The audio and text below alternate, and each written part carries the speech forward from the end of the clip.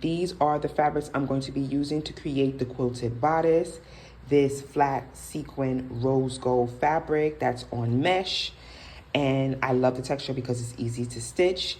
And along with that, I'm going to be using this batting to create the quilt pattern. So I laid my patterns onto the fabric so I can cut them out, and also cut out my batting because they are a pair. I cut out all my pattern pieces on the batting. As you can see, they're a bit thick, so I'm gonna press this down to see if I can just flatten it a little bit, because I don't want it to be too thick, but thick enough for it to look like a quilt. Here, I like to make sure my outer shell fabrics are nice and smooth, so I give it a good press. And then I took my batting fabric to lay it onto the pattern so that way I can press it to reduce the fullness.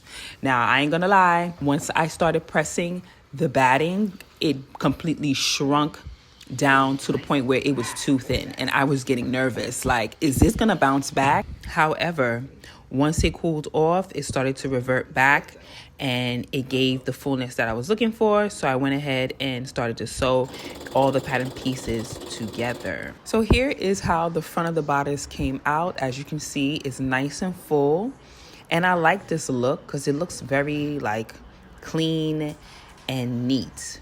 So I steamed the bodice to create more fullness and also mold and shape it so that way it can be prepared for the quilting process. On the wrong side of my bodice, the batting side, I drew out my line so I can start the quilt stitching, and this is what it was looking like. I was a bit nervous because I'm like, I can't even see the quilting details, but it's one of those projects where you have to trust the process. So I continued on stitching all my lines until I was completely done. And this is what the bodice ended up looking like.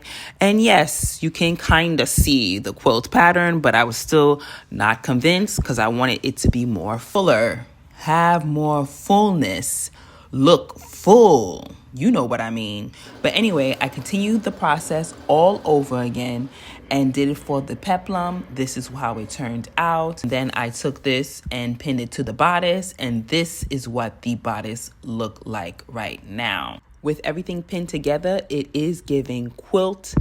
On the next series, we're gonna be rhinestoning. Follow for more.